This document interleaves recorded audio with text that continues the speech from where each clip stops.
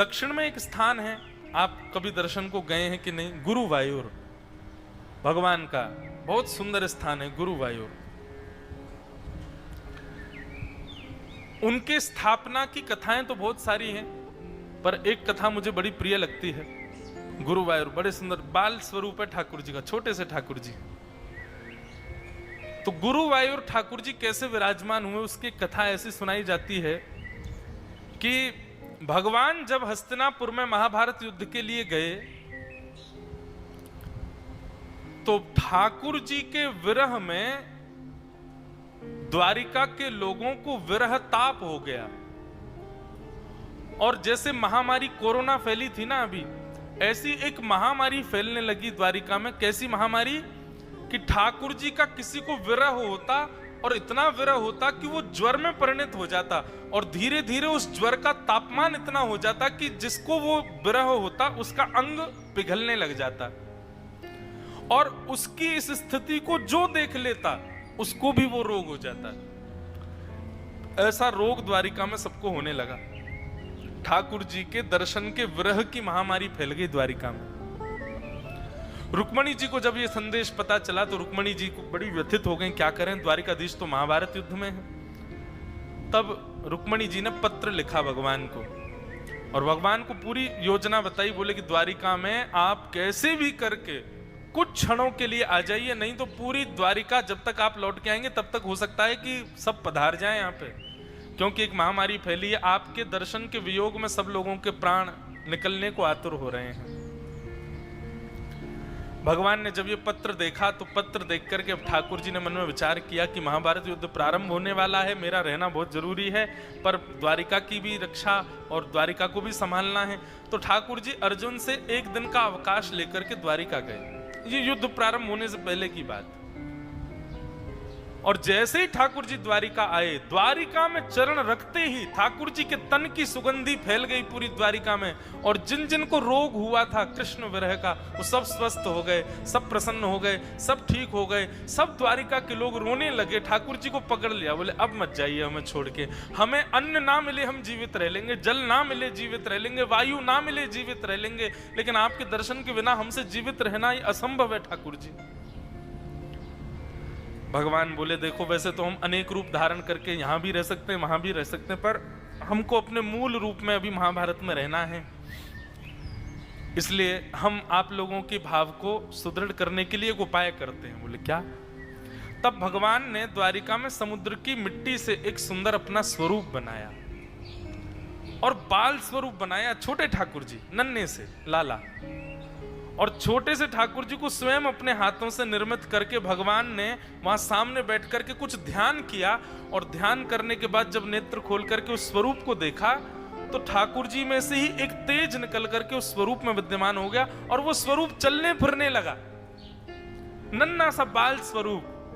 जैसे ब्रजवासियों के यहाँ वृंदावन में ठाकुर जी माखन चोरी करते, गोपियों के घर में चले जाते, उनके यहाँ की सामग्री खाए आते, ऐसे ही वह चंचल स्वरूप ठाकुर जी का द्वारिका में भ्रमण करने लगा। सब यदुवंशियों के घर में घुस जाएं, उनके बालकों के संग खेलें, उनके यहाँ पधरामनी होने लगी। अब मूल द्वारिकाधीश जी से ज्यादा लोग उनके प्रति आसक्त हो गए। रुक्मणी जी भी उनके पीछे पीछे चल रही है। रुक्मणी जी कभी उनको एक जगह बैठावे, फिर उनके वस्त्र बदले, नन्हे से बाल गोपाल ठाकुर जी ने अपने हाथ से बनाए और द्वारिका के लोगों को अर्पित कर दिए, और द्वारिका के लोगों से कहा अब इन्हीं को ही पूजिए जब तक मैं वापस ना आ जाऊं। तो ठाकुर जी का वो बाल स्वरूप रात्रि में मंदिर में जाके व्यवस्थित हो जाता, और किसी की प्रेम लक्षणा भक्ति होती तो उस प्रेम लक्षणा भक्ति से वही रूप उसके घर में उसको दर्शन देने लग जाता। इस प्रकार द्वारिका के लोग तो बड़े आनंद में आ गए, और वो जो महामारी फैली थी वो शांत हो गई। ठाकुर जी जब वापस द्वारिका लौट करके आए, और फिर बाद में यदुवंशियों के संहार की कथा आई। संहार के पश्चात जब भगवान ज्ञान उपदेश करते हैं, तब ज्ञान उपदेश करते हुए ठाकुर जी ने गुरु बृहस्पति और वायु पवन देव इन दोनों को बुलाया, और दोनों से कहा कि द्वारिका मेरे जाते डूब जाएगी, मेरा एक स्वरूप द्वारिका में है जो मैंने ही निर्माण किया है। मैं चाहता हूं कलयुग में लोगों को उसका दर्शन हो, तो मेरे जाते द्वारिका तो डूब जाएगी, तो हे बृहस्पति गुरु, आपकी आज्ञा होगी उस स्थान पर पवन देव उस स्वरूप को ले जाकर के वायु के वेग से उस स्वरूप को ले जाकर के उस स्थान पर अवस्थित करेंगे जिस स्थान को गुरु बृहस्पति चुनेंगे कि ये उचित स्थान है। तो कृपा करके उस स्वरूप को आप दोनों यहां से ले जाइए। तो बृहस्पति जी ने द्वारिका से दक्षिण की यात्रा प्रारंभ की और सब जगह भ्रमण करते करते करते करते करते एक स्थान पर जाकर के वो अवस्थित हो गए और वहीं बैठ करके उन्होंने पवन देव को आज्ञा की कि आप यहाँ उन स्वरूप को ले आइए। तब पवन देव अपने संपूर्ण वेग के साथ द्वारिका में गए और पूर्ण वेग के साथ वायु ने उस स्वरूप को आकाश में उठा करके वहां जाकर के विराजमान कर दिया। वही आज हम सबके लिए दर्शन दे रहे हैं श्री गुरुवायूर भगवान, श्री गुरुवायूर कृष्ण मंदिर, ठाकुर जी के हाथों से निर्मित ठाकुर जी। बताओ, हम जितने भी ठाकुर जियों के दर्शन करते हैं ये किसी के मनोभाव के ठाकुर जी, किसी के द्वारा बनाए गए ठाकुर जी, स्वयंभू ठाकुर जी, स्वयं प्रकट ठाकुर जी। पर हमारे भारत में एक ऐसा भी स्वरूप है जिन स्वरूप को स्वयं ठाकुर जी ने विराजमान किया, स्वयं बनाया, गुरुवायूर। हाँ, अगर किसी के मन में आ गया हो दर्शन करने की तो फिर एक राय मेरे से लेके जाओ, शयन आरती जरूर कर लेना वहां की।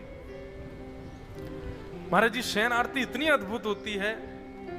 वहां क्या है कि मंदिर परिसर में लाखों दीपक हैं, लाखों, चारों ओर दीप मालिकाएं हैं और जितने भी दर्शनार्थी हैं सबको लंबी लंबी लौ देते हैं और सबसे कहते हैं कि इन दीपकों को जलाओ। सब दर्शनार्थी मिलकर के उन दीपकों को प्रज्वलित कर देते हैं। लाखों दीपक जलते हैं और फिर एक रस्सी बांध दी जाती है, सारे दर्शनार्थियों को किनारे कर दिया जाता है, बीच के परिसर को धो करके पवित्र कर देते हैं और फिर उसके बाद कभी 6, कभी 8, कभी 12 हाथी आते हैं परिसर में और उन 12 हाथियों में एक सबसे सुंदर सजा धजा हाथी होगा, वो आकर के मंदिर के मुख्य द्वार के सामने आके बैठ जाएगा।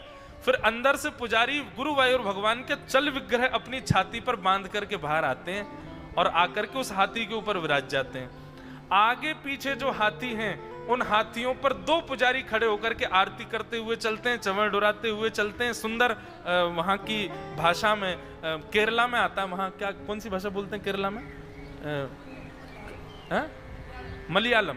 मलयालम भाषा में कीर्तन गाते हैं और कीर्तन गाते हुए हाथी 6 हाथी एक साथ चलते हैं और बीच में ठाकुर जी अपनी सुंदर आरती कराते हुए, चंवर डुराते हुए, सबको दर्शन देते हुए फिर शयन करने जाते हैं।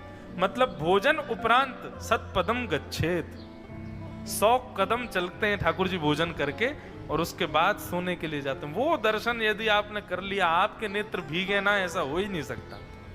और नहीं भीगे ना नेत्र तो ये समझ लेना कृष्ण भक्त नहीं हो आप, रोम रोम प्रफुल्लित और आनंदित हो जाएगा।